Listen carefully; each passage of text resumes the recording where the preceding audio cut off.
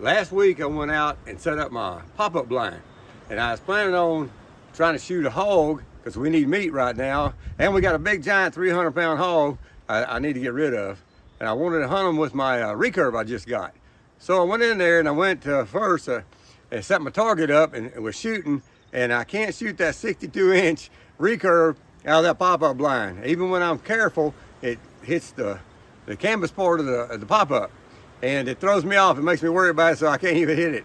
So what I'm gonna do today, I went yesterday to Home Depot and I bought the material to build an elevated bow blind. I'm gonna make it 8 feet tall and 4x4. Give me plenty room up there, and to bow hunt and maybe get cleared even to film it with me hunting with that recurve. And but anyways, we went over there and we got the materials, and I'll put a materials list, and it came to like $121 with tax, and that doesn't include screws because I've got tons of screws from all the construction I've done in the past. And so about $121 including tax to build an 8-foot 4x4 elevated deer blind. So I'm going to cut it all up here and cut it up, and then take it back down there where I'm going to put it up and put it together down there, because it's going to be heavy. So it's going to be, if you build one, it's probably going to be in a place where you need to leave it unless you got some friends to help you, which I got a friend, her name is Claire, but I don't think she wants to help me lift that thing up. But anyways, we'll see what happens later on today. Okay, what I did, I bought 4 4x4s, 8 foot long, and 2 2x6s. So what you're going to do, you're going to cut this 2x6 45 inches, so that when you put your 48 inch on the side, it will square up with a 4x4 piece of plywood. So you cut this 45 inches, you put it on here, you flush it up here at the top of the post, flush it up on the side and the top, put 1 screw in it. Then the one down here at the bottom, this one is going to be cut 48 inches. So you cut this 48 inches and you measure up 12 inches from the bottom and set this on that bottom line right there, right here. Put one screw in it. Then you can cross measure to get your square. But I'll tell you, if you do it that way, from this side to this side, it's going to be 97 inches. So then you go back in, once you get it all squared up like that, it's going to save you a lot of time, so you don't have to be measuring what is this. Just watch this video. But so from that corner to this corner to that corner, 12 inches from the bottom, this is sat right there, your 2x6 there, that's 97 inches. Then you go back in and you have 2 screws here and 1 screw there. That will keep you holding, so it won't seesaw on you when you're working with it. So what I'm gonna do now, I'm just gonna make the other side the duplicate, and then I'll take it down there where I'm gonna put it up. I'll have all my boards pre-cut, and I'll show you how I put everything together so I can stand it up. And plus what I did too, to make things faster, at Home Depot, I think they don't charge you for your first cut. So I just bought a whole sheet of plywood. I use 1930 seconds, and I'm gonna brace it up. But they cut it for me in 2 4-foot pieces, 4x4, 48 inches by 48 inches. That way I can put it back in my truck, don't have to worry about it. And I'm gonna use the other piece when I'm building another deer stand. But anyways, hopefully this helps. And as I go on today, I'll show you what I'm doing for the rest of it. Okay, I want to show you something. By going by those measurements, where you have 45 here, 48 down there, this one 12 inches from the bottom on that line. Look how perfectly square it come out. I just did the other one and just measured it up, and I knew it was 97 inches. So I just made that one. It went a lot faster than the first one. Then next, you're gonna put your angle brace on here. So this is what I've done through many years of building deer stands. I've laid them out, and I want to do my angle braces so they make an X when they're opposite of each other. And I don't know how many times I thought I had it right. When I stood it up, I had them both going the same direction. So the best thing to do is take this side right here. Let me see. See how that is? Just take it. You got the other one, you see that's on the other side there, that angle brace right there. Just lay this one down on the top of the other one, and then put your angle brace on there. You know, because that way, if you're not if you're like the average guy that has a job and he's not building things all the time, this is the fastest, easiest way without making mistakes.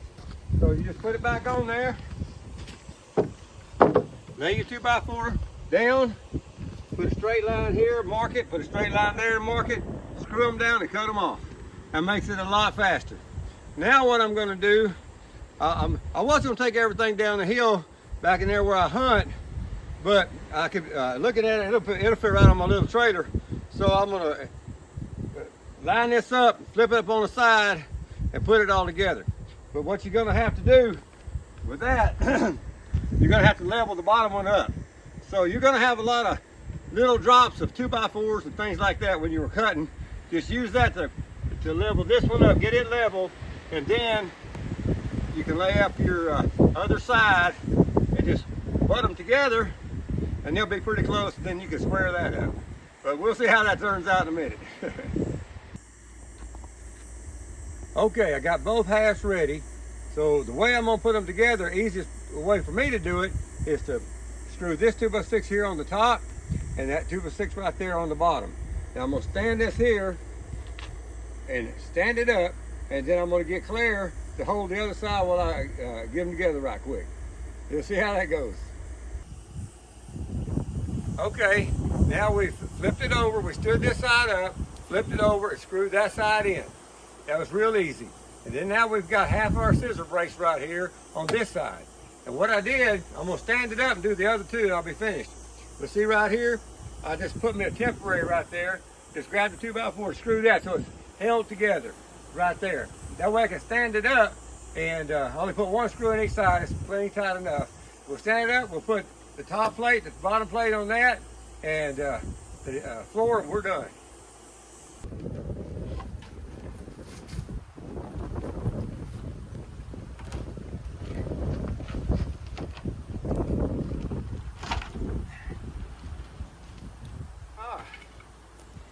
As you can see, it's real easy to pick up and put down with one man.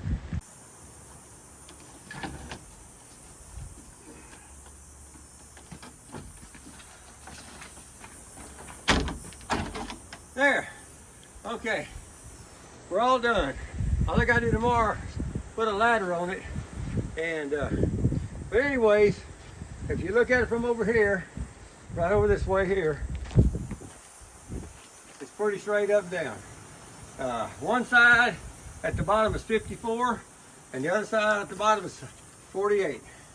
So but a lot of times, well, one time in the past I went and bought those 4x4 brackets because I thought, man, that'd be a lot easier because you get your right angle, right spread. It's not easier. It's kind of a hassle to put them on, and then when you put them on, they're bigger than a 4x4, so your 4x4 wiggles and moves. So I don't know what they sell for now, probably $60 or $70 a set, something like that. But with this right here, everything that I bought came to about $125, including tax. And that's buying at Home Depot. If you buy someplace like TJ Moore or a lumber company, you probably save $20 off of that. But it's 8 foot tall. I got a 4x4 platform up there. I'm gonna use it for hunting with my recurve. I looked on Amazon and all the tripods are ridiculous. And they got a floor about 18 inches around on most of them. And the other ones, that 10 footer, it's a Muddy or whoever makes it. It's a real popular tripod, but I promise you, this only took me 2 hours to build. And it cost me $125. If you buy one of those, it's $300, and you still got 2 hours at least to put it together. So it just makes more sense like this. If you go by what I said and just do it that way, what's in the video, you know, like I said, not everybody's a carpenter. Most people got a regular job. And you know what? I had a big construction company. We built a lot of homes out here in the hill country, and I've got an excellent crew. I've had some of the best workers they are, but even the best carpenters in the world make stupid mistakes. So you can't go wrong like this. I did it by myself in 2 hours, and I'm 70 years old, and I'm pretty tired. But if you had two young guys working with it, I mean, it would be nothing for you. I stood it up by myself and laid it down by myself. This is part one. Tomorrow, I'm gonna lay it back down on my little trailer, strap it down, and take it out there and set it up. We'll see you tomorrow.